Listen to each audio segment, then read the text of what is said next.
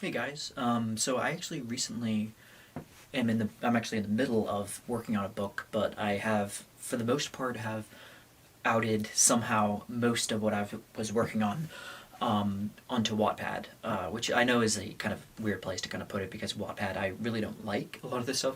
There's kind of a um, following, a strange following, and a memed out, like a totally um, ironic kind of everybody kind of knows about it kind of meme that Wattpad is like for the death knell for actual good literature, and like you only go there to just kind of find fan fictions made by tweeny girls between the ages of like anywhere from 12 to like 18, I suppose, and that's kind of like what I've chosen. But I don't want to kind of denigrate them too much because like I think literature is basically literature. I think no matter what way you put at it. I'm not trying to say my stuff is any is like a shining light and glory kind of.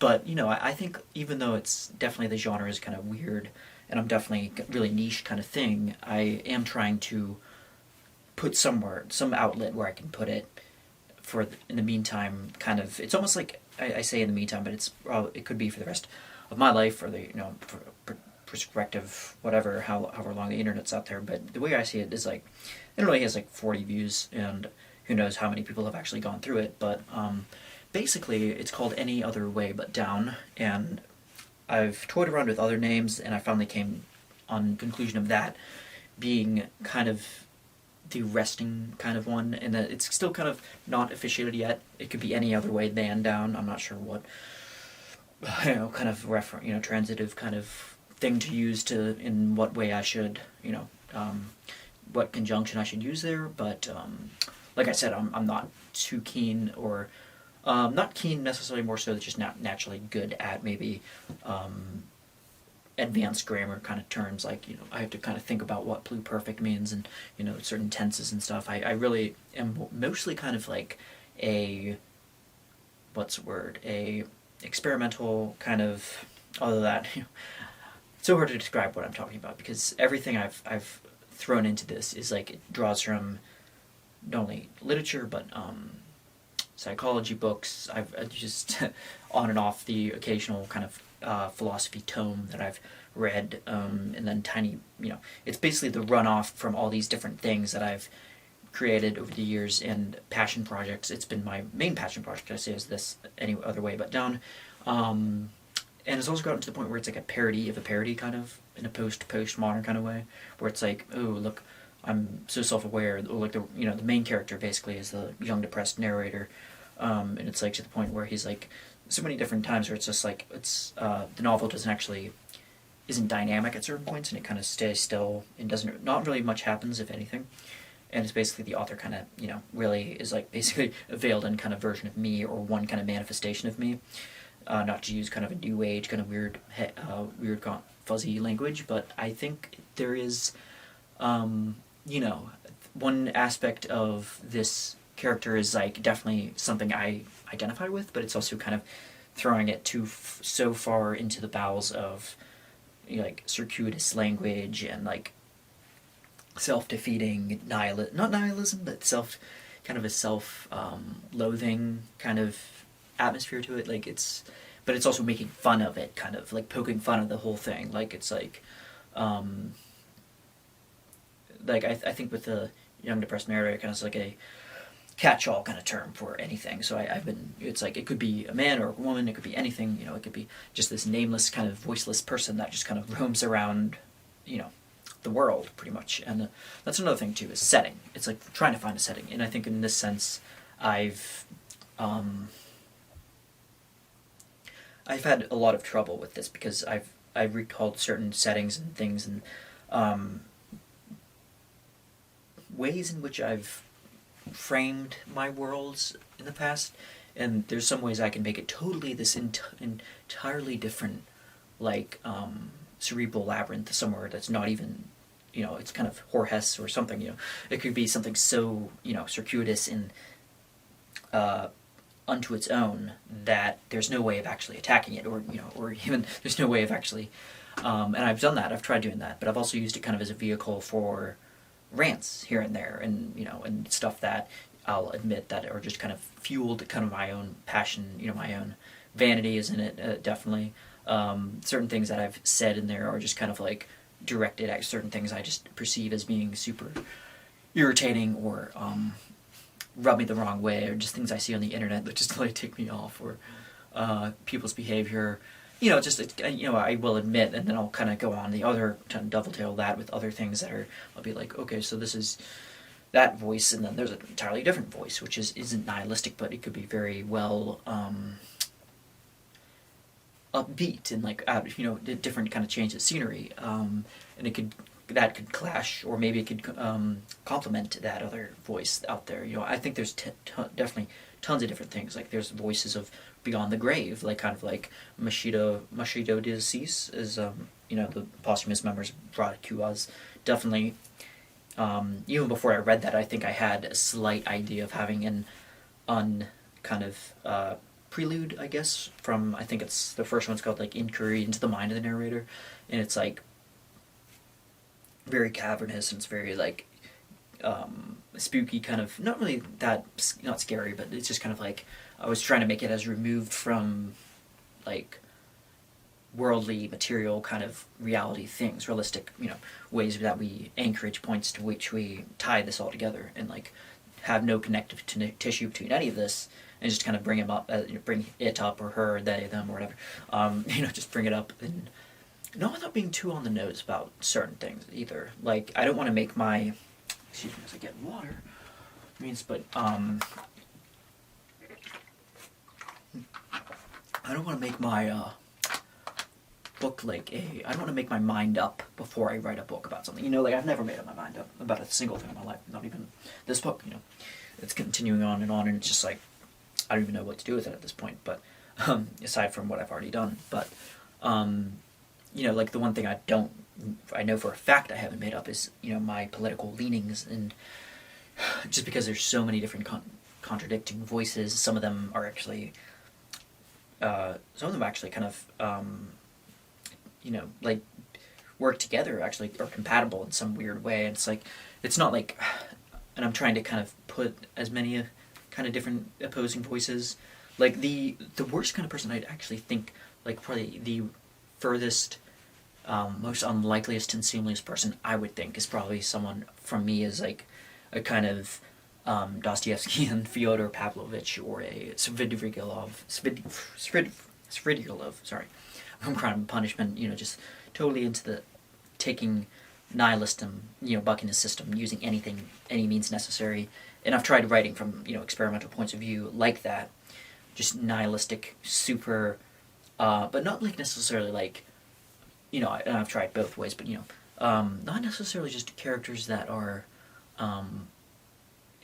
self-defeating, or like loathing, or like, cursed to their own home, and they just kind of sit in like a rotting apartment room or whatever, like not like a, but actually like weirdly go-getterish, or actually upbeat kind of nihilist. I find that's like actually interesting, because like I've met people in my short time on this earth, different walks of life, all kinds of different walks of life, of just people that are like super, not, obviously I haven't, I mean, there's not like so many people that were so, ghastly, horribly nihilistic, but like some people that were upbeat and sanguine and optimistic about things, and yet at the same time have a nihilistic outlook, in the sense that they hedonistically, now I'm probably going to piss off a bunch of nihilists in the comment section, but, like, not in a fathers and sons type of nihilist, like we believe that nothing, or no values, no traditional values, no black and whites, no absolutes, and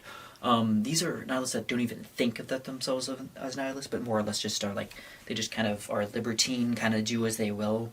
They may have multiple relationships, engage with kind of casual sex, and they don't really care. There's no comeuppance from anybody, from themselves at least. Their own critic, and I guess their own inner critic. And I guess like in a sense it's freeing, because they're just like, there's something about hanging out at the bar with your friends and like having no shame, and just like living completely gluttonously, and just be like, hey, that's what I want. This is what I am. Might as well be unabashed about it. And like, yeah. So I think with that, I was trying to write from a point of view that's like part realism, but like also kind of part fantastical. Like there's a part with the character. I think I named him Frank. I know these names are just kind of like off the top of my head kind of things. I don't really put like a ton of work into that. A lot of times there'll be names that will just pop up into me like out of nowhere, just like something like I can't even remember the name, but it was like something along the lines of I wrote it down here. And anytime I do have anything, I write it down, and it's like, you know, it's in my notepad, so it's like I try to very much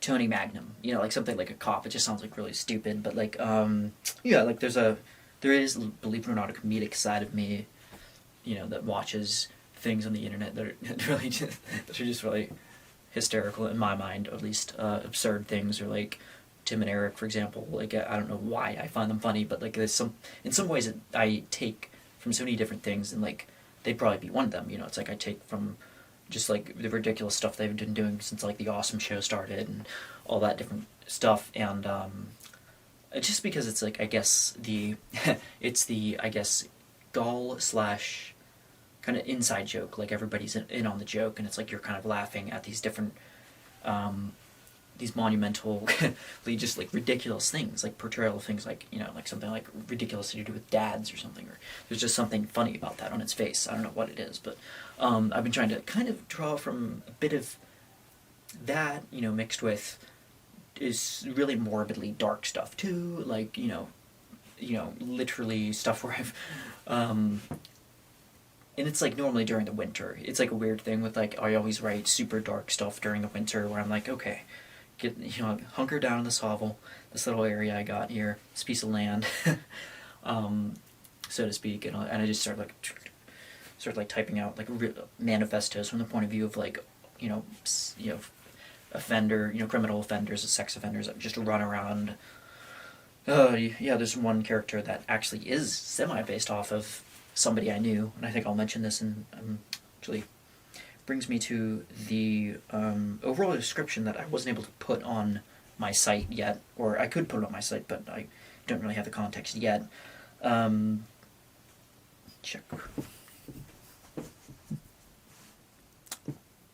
Okay. But yeah, he's you're probably wondering just how to take this bloated colossus piece of interspersed stories riddled with errors both grammatical and thematical. That's all right. I understand the confusion. Any other way but down is a slowly distending, magnifying work of fiction speckled with material events that is, as of now, projected to be in the works of for possibly the rest of the author's life, depending on how ambitious he feels.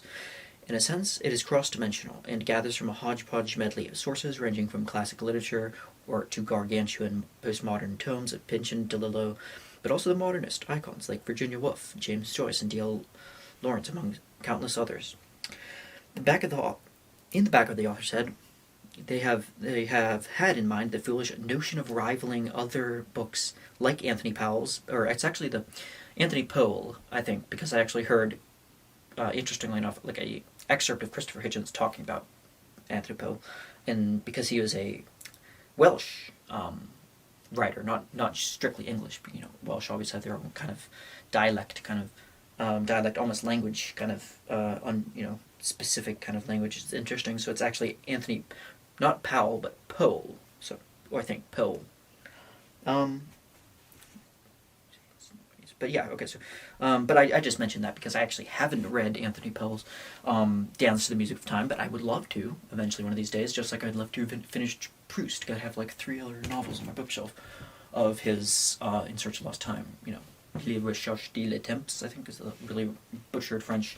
But yeah, you get that these books take time, and I think I want to kind of intersperse these things out through my lifetime. Like I want to do, you know, a ton of different, you know, stuff, like, you know, look at whether it's Carl Nov, what's this guy's name? Carl. Yeah, Carl. I haven't actually reviewed him yet, but, or I'm sorry, no, that's Miyoko. Wait, I thought I had it. Carl Nov. It's called My Struggle. I had it here somewhere. I thought I literally just bought it. My Struggle. It's here.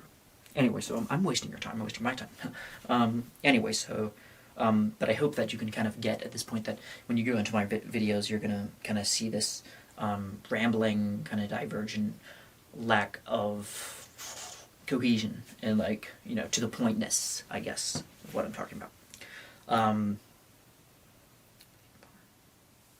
Anyway, so foolishly chose a job he has. Okay, so in the art he has enough. Okay, so Nepal. Geez, yes to read, and that's and that one French book that totals over 2 million words. No, not Proust's In Search of Lost Time, although that's an influence too. At the same time, he's just a regular guy, a nobody from rural Pennsylvania. Oops, I gave him my location. I don't really care. With a high school education, who writes about life as he sees it. Yeah, I don't have why am I reacting to something I'm writing now? I'm getting meta, I guess. Yeah, I don't have anything more than a high school education. Not to brag, which is weird because you'd think like it would be opposite. Maybe it's humble brag. Then I'm bringing up my lack of expertise or my lack of. But I guess it's to clear the air, just to be like, hey guys, I'm just writing this. I'm an autodidactic kind of mind. I'm just basically piecing together stuff that I see. You know, whether it's music, you know, like anything like here on the keyboard, like. That's like kind of the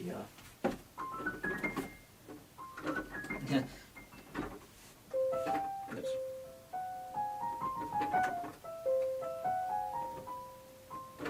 Anyway, so I just played a whole tone scale because I thought that would kind of underscore what I'm talking about a bit. But yeah, I'm just, you know, grabbing pieces of stuff like, oh, bits guitar that I learned, this and that, like a half-learned song by Elliott Smith to a piece by, you know, Schumann that I would really love to play, but I know I can't. It's way out of my territory. But like maybe something by Requiem for Mozart I've actually been making decent progress with, but I'll that's, you know, obviously just the Lacrimosa section, the 3-minute section, not the whole darn thing, you know. But anyway, but yeah, I'd like to do stuff like I just like in a sense this novel's about that too. Like it's about just stuff that as I see it kind of naturally, which I'm not still after all those years. But I think it taught me one thing is that it made me realize how blatantly I love literature, and it made me realize in the midst of the worst kind of places, like literally like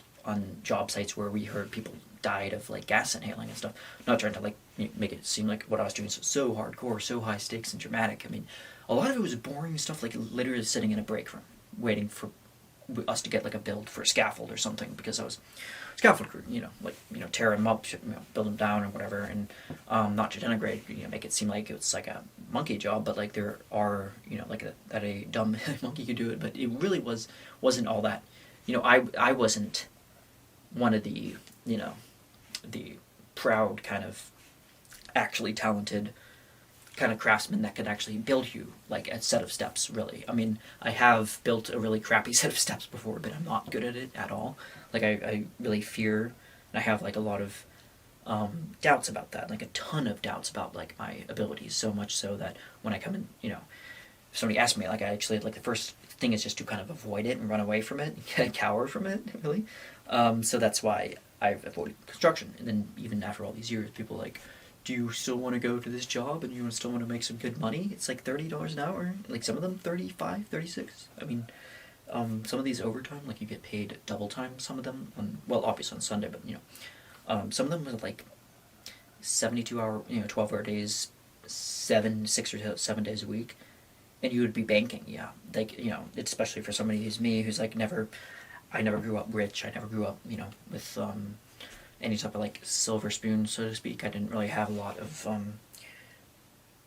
parents, with that would, just easily kind of give in to like giving me money and stuff. So it's like, especially for me, that was like, making rank, but like at the same time, the reason I actually left it was because it was so soul sucking and I felt so awful there. I didn't feel myself. Anyway, I'm gonna stop there.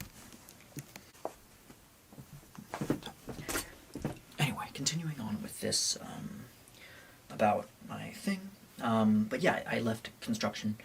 I kind of kicked it in the face, and now I make 3 times as much money as I do as a part-time cleaner, and I don't know, I can't say I'm necessarily manifestly happy and like content, but I don't think I really ever am, because I think like well-being and like the philosophical kind of arc to all that question, like that, you know, the underlying kind of can of worms, metaphysical can of worms, is so is crafted such that I would have to talk another hour about it at least to kind of but yeah, it is a very tricky, messy question about like what is like true happiness, like what does entails like true well-being, and is it, to some people it's just hedonic, kind of like goes back to the nihilism thing. It's just like their own hedonic kind of, not treadmill, and that's in the one experiment sense of it, the psychological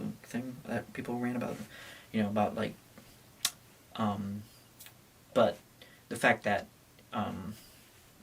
you know, like the fact that there's dwindling returns with every kind of positive feedback that you get, you know, like I think that's true. I think that's like, yeah, sure, I make good money here, and that's like I get depressed because I'm like, well, yeah, sure, my healthcare is in line, and it's totally in you know, it's totally in the bag. Like I've got my healthcare, and it's like all, I've got my insurance and everything is like secured, my 401k and all this other stuff, and medical plan and all that is spotless, but it's also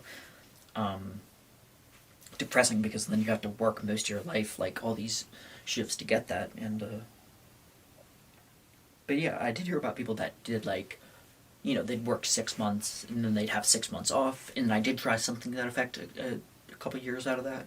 I did try like doing one or maybe like 3 outages or something like that, and then maybe some, you know, local kind of drywall jobs or something. And but yeah, I never got the hang of it, like even that, like I couldn't really, so I ended up just like completely quitting it, just being like, okay, well, done with this. Yeah,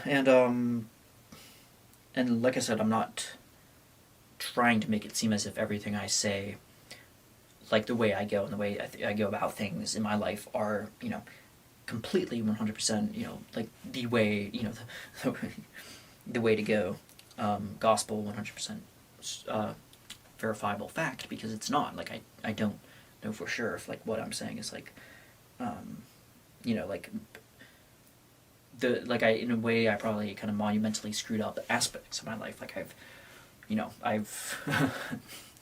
I mean, I've been so near to bankrupt like these past like couple of years that, you know, it's like I've been, you know, made foolish decisions, definitely. So like, yeah, don't make any investing decisions off of me. But yes, so yeah, there's constantly trying to, and constantly trying to find a break from life to find the time to write, even if it was a little promissory note of adulation written frantically on an iPhone notepad to be extrapolated on upon later. It's part poetry, part profanity, part satire, part in-your-face maudlin sentimentality, part stark gritty realism, and part fantastical. So yeah, that's basically what I'm still doing to this day. Is like when I am at work, I do try to do like a quick, you know, that's the biggest thing. Like the second the idea, it's like first thought, best thought, I think is what Allen Ginsberg and other beat poets like Burroughs, I think. There's also some pretty interesting talks in there. I think it was a series of talks done in the 70s. One of them was by Joanne Prima, I think. I think she did. I think it was called Fast Talking Woman, which is a really good, interesting kind of example, hard-hitting example of like feminist beat poetry, without being too in your face. And I think like I like how that kind of, the weird kind of chance and the weird kind of, you know, ability to, the second you have a thought, like write it down, you know, like, because that, it will, at least in my experience, because I don't have a good kind of eidetic memory. I can't recall. Weirdly enough, I can actually recall certain things, like certain numbers maybe, but like not so much. Like I'm not really good at like kind of incorporating and integrating a lot of memory stuff like that. I have to use like a which comes down to the main thing of like, you have to find some inherent meaning in the stuff that you're memorizing. If it's rote, like IRS tax lingo, I'm not going to memorize it. Like I'm not going to bother, because I don't, you know, give a shit about that. No offense to anybody who works in taxes, but I find it to be excruciatingly boring, mind-numbingly dull. But besides the point. I mean, I try to, like, write stuff down. Like, there's stuff in here that's like old Perry Mason detectives. Like, I don't know what that's going to go towards. Probably my book somehow, because I'm basically making it this whole thing. Mrs. Thistle, or My Lebanon Stooge. I don't know.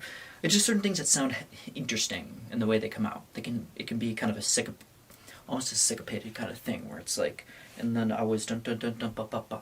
It could be 1 2 3 1 2 3 triplets, or again, musical comes back into this. This is why it's a book about all those things. Part poetry, although I don't know so much about poetry. I don't know like the difference between like meters and stuff like that. I know the A section, B, and then repeat A, and then repeat, go to B, and then B, and then go back to C, and then introduce C or something. I know how to do that, but it's like my other abilities are slight. But yeah, sometimes it's humorous bits of information that I think might go into like sketch format. Oddly enough, other times it's like really kind of boring, bland stuff, or dreary stuff, like about feeling depressed, and that's why. I tried jokingly, partially, obviously, because I can't ever write a novel about everything, but that's what I tried to make the subtitle, is like a novel about literally everything. But again, like it's just my measly attempt in my untrammeled kind of ramshackle way of kind of like, oh, what is this, all this stuff, all this threads of stuff, and some of it's dreams, some of it's like insane UFO conspiracy theories, but like not in the sense that not in the boring kind of like more the Sun Ra kind of territory of like Outer Space Agency, the Outer Space Employment Agency, which I found like hilarious. I gotta listen to more of his stuff, but yeah, he was a interesting guy. He like lived what he wrote about in his music, like outer space, aliens and UFO encounters, like abductions. Like he actually got abducted, and like I just love the idea of fiction, because like it fuels you to like read stuff like that, and then to kind of like, ooh, well, I can do that under the veil of a different character, and I can make his name something like really silly, like Rat. I came up with another character named Rat, although I think that's a little bit too close to Haruki Murakami's The Rat, like in the trilogy. I think he it was like Pinball 75, I think. A lot of different things he had. I know this is gonna turn off.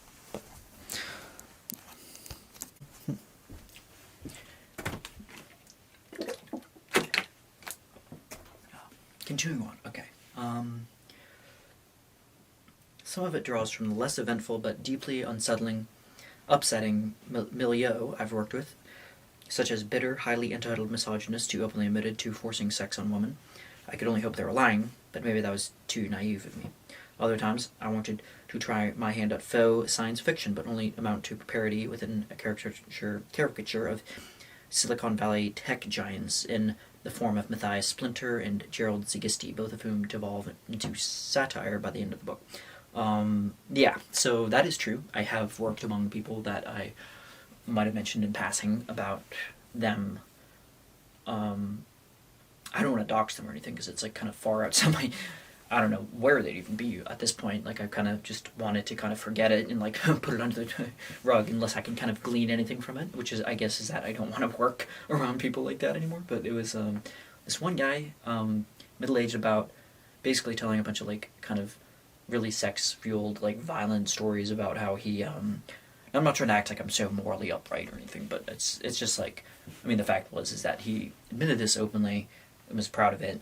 There's like an air of kind of entitled pride, and he was like, yeah, I took this one hitchhiker lady, and she was, I think it was implied that she was also kind of like a prostitute. I'm not sure if he said that or not, if she was a sex worker and whatever, but he basically said that they picked her up and they said like, yeah, we'll, maybe she wasn't, I don't think. She was just like, innocuously passing by, and they were like, hey, like, you don't have to pay us, but give us, like, basically they forced like her to like, basically, took advantage of her, obviously, and then, it basically kind of threw her out. Like, I think they basically, he said like by the end of it she was like choking, I think, on their, and then they basically kind of like pushed her out of the car and then drove off, and I was like just thinking like they're like he was laughing about it as if it was like this like monumentally fucked up thing to just like pick some like unsuspecting stranger up out of the blue to like completely scar them for life. And then I hope he was lying, I mean, honestly, but I don't think he was. But that is like something I was like, you know what, there are people out there that are like that, and whether they're lying or not, and they could be, and it's like there are people out there walking around amidst our streets, these fringe dwellers, very like they think, but at the same time they're like fringe dwellers in the sense that I'm talking about kind of mental deviancy, like they're how warped are they, how far gone are they, and then you have to think about the kind of circuitous, the inherent problem, I guess, of like the cycle of abuse, and how do you actually kind of ever free yourself from this kind of cycle? And it's like, okay, well, if your father molests you when you're young, that totally is not, that's obviously going to warp and completely skewer your grasp on the world and reality and the way you see things. I'm not saying he was, I have no clue, but he might have. I'll give him the benefit of a doubt. So let's say he has that on his plate, well, now he's going to walk through life thinking these really screwed up, grotesque things, and he's like going to think about, it's like basically Clockwork Orange. He's like so far gone to the point where they try to kind of, the only way to kind of get Alex DeLarge to do his, to actually bend to the knee of like the iron-fisted society, his dystopian world, is to completely break him and like make him like basically cry at the look of sex or whatever. And then it ends up not working. Sorry to spoil that movie, but one of those movies I have to watch like once in a, probably in a millennia almost, just because of how dark it gets. But yeah, it's one, I fear that to kind of cure that kind of stuff, I don't want to go to the other way of kind of cracking down and draconian, just like on all this crime and stuff that's moral crime, and too it's like, oh, infidelity and stuff. I mean, I don't.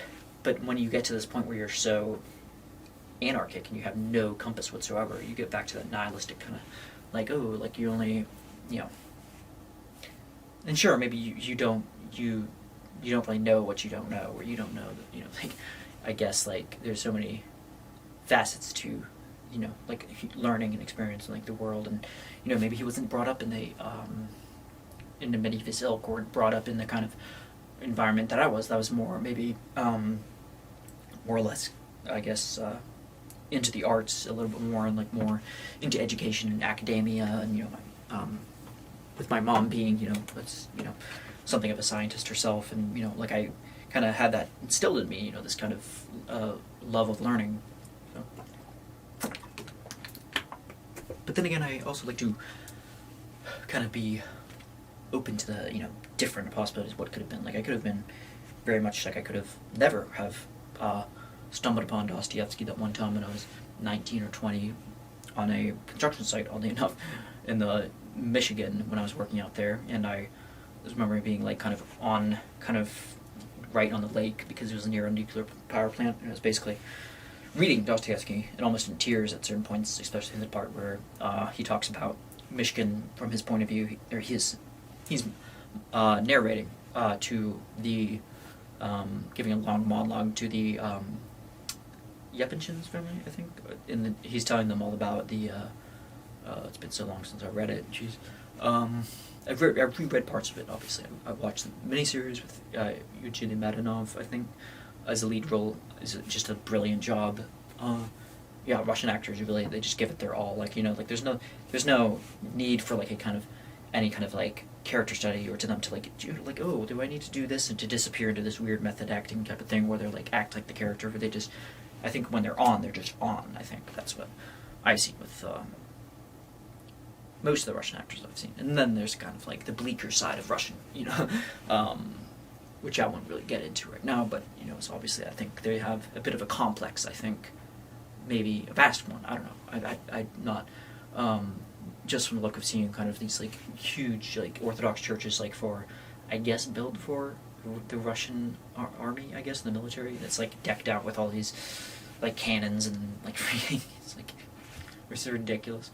But anyway, so aside from the weird brutalistic kind of architecture of Russia, there's also the Dostoevsky was anything but like a fundy though. I mean, it's like sure maybe Putin is a bit of an orthodoxy himself, and he's like trying to and he's not like I've seen interviews with him where he's like actually oddly enough like not super like trying to rock the boat when it comes to stuff like homosexuality or like issues like transgenderism, but like I think he'll like he seems to be kind of like a little bit cautious about like what he says, like almost not to offend people, and then there'll be other times where it's like okay, and then he like completely just like gives random like I think it's like the Pussy Riot band, I think like they both the members got like 4 years I think in prison like just for hooliganism in the Moscow like in a it was a church, yeah, so but yeah, it's just like totally excessive. But anyway, so like that's just enough of that.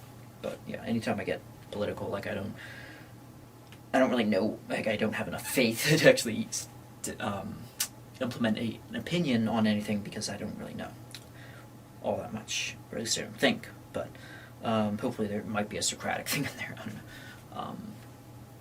But ecstatic, messy, and didactic, a gestalt piecing together of all the puzzling conundrums of the author's own life as he tries to look back through the untrustworthy but alluring chrysalis of memory stained by the tethers of time.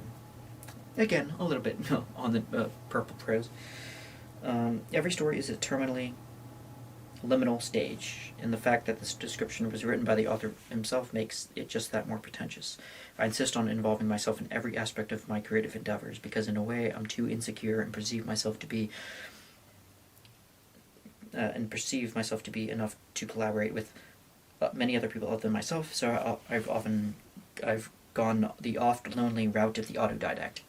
So yeah, that I think goes down to a lot of strangely monetary different things as well. Like I just don't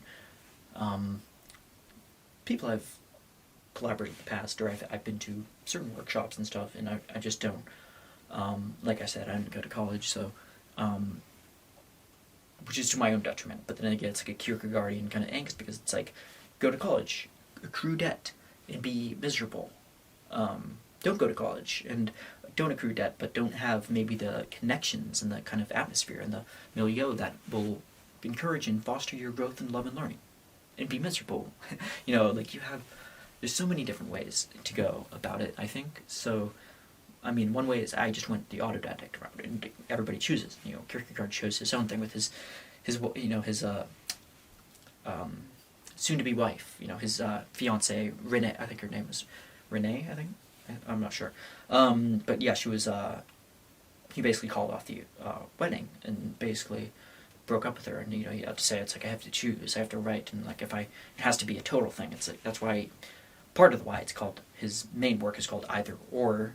Either I'm totally into this writing and philosophy or theology too, or I'm gonna be a husband, and I'll be the best husband I can be. And then there's like the aesthetic life of like, of I think it's Don Juan. He gives an example, like Don Giovanni, and he says he's quite proud of Mozart. And this has been years since I've read Either Or too, but he says he's quite proud of Mozart because he's like, yeah, he's able to create such a great atmosphere. It's like the notes are. I did something really stuck out of me when I was first reading it, which is something to the effect of like music. Isn't it strange how music comes alive in the notation once you like kind of bring it out to an orchestra, or to even like a string quartet or something, or a piano trio. Like it comes alive, and it doesn't have to be a chamber, it doesn't have to be a huge thing. It just, the music is alive right there as it is, which is another reason why I love the movie The Piano Teacher so much by Michael Haneke. Michael Haneke. Is because it's the same thing with Isabelle Hubert's, I think, character, in that it was so stringent and so like kind of repressed too, and then and she was like clinging to this idea that no, you have to read the notes, you have to be exact, every note has to be 100% exact. not just, like I think like she even like chastised many of her students, not even necessarily for getting the notes wrong, but not playing the notes in the correct way, because in a sense like Chopin, just because of my limited knowledge, but the way, say, one of his like preludes is written, or like the one like E minor, where it's like dum bum, when it goes like it's that one, dum, bum, dum, bum. When it descends down, it's like the way there's so many perfect the way it's played. You hear it. One of his popular ones, so it's probably you know what I'm talking about. But he's like, you can hear like, I don't know if it's a Rubinstein version, like the way he plays it, Art of Rubinstein, I think, or is it the I can't remember the Russian pianist name, but the way they played, you can actually hear the breathing, like the way like the exact like the way that's like near the end where it's like does that last like suspended kind of chord, and then the pedal, take the foot off the pedal, total silence, and then it's just like, it's like completely, kind of almost exhuming what Chopin was possibly feeling in that sense, like the exact every single thing with the, it's from the mark, every little mark on that note. Sheet music counts to them, and to me, as somebody who knows nothing about sheet music, I'm like completely, I'm more of a kind of sloppy piano player that like tends to improvise and draw all kinds of different styles to kind of make up for the fact that I can't actually play really, really good, or even like the fact that I can't even play even like beginner, like I can't even, at some point I think I knew like Fur Elise and then I kind of forgot, and then I didn't practice and I forgot it, but yeah, that's another thing too. It's like the price, I guess, of being great. Like there's so many different things to do. Like what way do you go about it?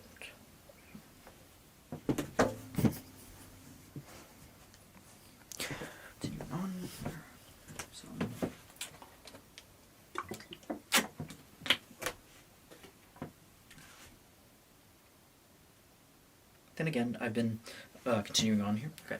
Then again, I've also been instructed by innumerable thinkers and artists long dead. I went to the school of Murakami, Kafka, Lispector, Hesse, O'Connor, and many others, and other loners. Yeah, I took the liberty of calling them loners because, let's face it, I guess, to spend, like months up in the kind of steppe area of Switzerland like Hermann Hesse did, you have to be a bit of a loner, or to be like Kafka, forever indebted to kind of to the servitude of his family, like never, was always like struggling for a place to actually be alone, to actually be in some bosom other than the kind of maybe secure. There was a security in, I guess, in his family. It's like his father. Herman was like a pretty successful businessman. He was like totally, totally immune and completely ignorant and impervious to the whim, or to the, not the whims, but to the emotions and the actual deeper actual understanding and the massive talent of that was so obvious in Kafka. So Kafka had to be self-effacing and to hide himself, and kind of, he was so longing for that. This is why you hear a lot of interesting kind of allusions to that, to the, for whether it's Kay in the castle longing, search for identity, like trying to, wandering through this little hamlet, that's kind of adjacent to the castle, and he's just trying to find a place, like anywhere, like it could be with Frida, and he's just like, just let me find a place to be anywhere, anywhere but the hectic kind of, wherever. And it's like sometimes, I think that's one of his quotes, I think, Kafka, was, like, I long for solitude, not like a hermit, but like a dead man. And that's intense, like that's that's kind of solitude that's like, I think is not necessary to be a good writer or to be a great artist, but I think it's definitely something that, I guess some people naturally have it. There's preferences, like some, like it's fine if writers, are extroverted personalities, and I'm certain maybe, I'm not sure off the top of my head, but I'm certain maybe Goethe maybe is like led a pretty successful political life too. So was quite charismatic, as I hear. So so it's not like those two things are incompatible, but it's like it's just that you get a different kind of flair from Kafka. So And though some of them are still alive, they remain mostly unreachable, so let this novel be a hymn to the long dead, buried, and the sum of live it in this very moment, no matter how asinine and revolting it might be. I want to know all about it. In a way, this book is co-written by all of you. In that sense, I don't expect a dogmatic appeal to one ordained view of life, whether it's religious propaganda or covertly snuck in, or even an open-minded, free-spirited ideology I've happened to adopt over the years. As I changed over over the years, so does my artistic output in whatever form it decidedly takes. Inspiration strikes anywhere, from my love of some sundry genres of music, from the indie folk bands to the classical ensembles to the curious baristas I've engaged with philosophical questions with. True story. To even the quotidian crossing paths of an intertwining, even just for a minute, overheard conversations in brief interims in France, Spain, Belgium, Sweden, and Iceland. All of me is mystified by human beings everywhere, and I long not only to observe and write about them, but to be among them and to proudly call myself one among many. With that notion, I make my peace, or at least attempt, or at least have come my closest to it. Alright, so that was a kind of a rough go at my kind of the description of my novel, if that's enough to dissuade you from actually reading the whole thing. But yeah, I am fascinated by stuff like that, like little off-the-cuff, overheard conversations, like stuff that's not meant for you. Like that's what the stuff I live for, and is like obscurity, like stuff that's, whether it's like a weird comedic kind of lost tape of somebody like rapping badly, or somebody trying to be cool and it coming off as really cringy, or whether it's a like a super beautiful, like oddly underrated kind of like B-side to a band that's like that might not get any traction at all, like nobody might not hear about. And I can't count the number of bands and artists and different people I've heard, from the singer-songwriter genre onward, to that I've heard throughout the years, that are astoundingly talented and have no traction. Like they have maybe 15 monthly Spotify listeners, or like maybe like 50 views on YouTube. So anytime I feel bad about my music getting, not to kind of prop my music up as if it's anything more than it is, but makes me feel a little bit comforted, knowing that just because you write something that you can be really, you can touch somebody. I think you can make something that's beautiful and like kind of relate to somebody, and connect with them through this medium of art. And that's why I love like Charlie Kaufman stuff too, is because he talks about this too, of like the kind of the drive of like the true artist, like the Henry Darger, that doesn't really want to take their art public, and doesn't really that might even have tried many times before. Like maybe Henry Darger, I think, like actually did try. Like he was like, it's too late, when he was on his deathbed, saying that like his art's like the Vivian girls, which I mentioned before. The that whole, it wasn't a triptych, but I think it was like bigger than that. It was like a huge wall. Like I've actually been to the museum in Illinois when I was working there, on my weekend off, and I was just like, yes, this is so worth the drive.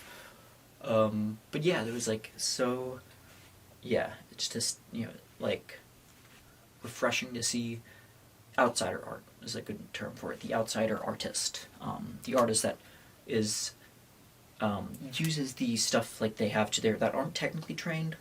They're not, they're not like they didn't go to the conservatory. They didn't go to a like an art program, even like the measliest kind of like kind of like course by course ones. Like they didn't go to any of this stuff, and they only have their own kind of surrounding, their own kind of like environs, like where they kind of like, okay, well, if I can't afford all this like fancy stuff, so I'm just gonna have to sort of a canvas, like a kind of huge canvas. I'm gonna have to like Henry Darger, I guess, like use what was at his utilities at his disposal. So he drew all this stuff together and like made this, like he also like sampled a lot too, like sampled like old postcard kind of patterns and this and that, and that's like inspired me so much over the years since I've discovered him. Another outsider artist that I really love too is Brian Charnley too. He's suffered from schizophrenia and sadly took his own life, I think, in the late 90s, I believe. The mid to late 90s, I think. And yeah, he wrote these, like, or he drew, painted these, like, really, really, just, like, barefaced, like, honest depictions of, like, kind of, like, the stuff that he was seeing, like, the hallucinations, kind of, like, the identity, like, the kind of severed identity going on. You know, just stop me if I'm, you know, kind of casting what schizophrenia looks or sounds like, but, you know, judging from the artworks, they were just, like, completely, like, so, like, discordant, but at the same time there's, like, a kind of like a calmness to them. But yeah, so I definitely live for that kind of stuff. This, and the stuff like the misheard things too, like the misheard words I hear too, like if I hear somebody say something like, you know, like something like woolly mammoth, but I might hear magnets or something like or madness, and it will all kind of blend together, you know, that weird refraction of stuff, like the disconnect between what was actually said, the objective reality, and like what I hear, the subjective kind of input, qualitative, or, you know, the qualia, I suppose, of that disconnect also definitely does take a huge, like, kind of plays a huge role in my novel too. So there's a lot of like beat poetry too. Like I tried doing that, and then I also tried making a poet by the name of Nigel Shoehorn, who started off as a joke poet that I didn't really have a lot of faith in. I didn't stake a lot, and I didn't really think about. And then I used him kind of as a vehicle to kind of do really, again, flowery language, like to stuff like, you know, like farewell to that, you know, that dog-eared, you know, that farewell to the bow-legged lamb of, you know, Scotland, or to this or that. And this probably is like a cheap Robert Burns ripoff when My Heart is in the Highlands. My heart is in the Highlands. Beautiful Arvo Parta song too. Piece of music that he composed as well to the hymn. Almost hymnal, but it was more of, Robert Burns was more of a drinker poet. He was a bard. He was in the kind of tradition of the old bards. You know, he actually this is the original one who wrote Audling sang tonight, if all should old acquaintance be forgotten, never brought to mind. You know, simple refrains. You know, like bard. You know, that's why, you know, not to, you know, again, you know, not to shit on him in any way, but he did have a lot of, like, really well written, obviously, elegiac poetry too. But some of it too is like the shoehorn stuff is like kind of poking fun at, like, it's like romantic, like, wannabes, I guess, like people in the tradition of, you know, Bryce Percy Shelley, or like you know, with like really like kind of epic kind of tales and recountings and recanters, I think, just like, you know, like stuff that's really corny, I guess, and maybe doesn't age well, but even like the obscure kind of hussar poetry, I guess, of Dennis Denidov. I don't know why I still remember that, but I just remember somebody mentioning him in an article like years, like maybe 7 years ago, and it stuck to my mind, and I was like, I actually want to write a poem kind of like that, saying, like, very like lusty ballads, and, you know, like about, you know, defeating the enemy, and, you know, like going out in Cossacks, and, you know, the Cossacks invading Russia, and then going and reading this very gregarious, very fearless, you know, intrepid, extroverted, you know, forthcoming, and, you know, like womanizing, you know, like, come on, my little lassie, and, you know, I'll go on my horse and I'll show you around. And Pushkin was famed for writing characters that were like, especially with the Egyptian Nights thing that he did.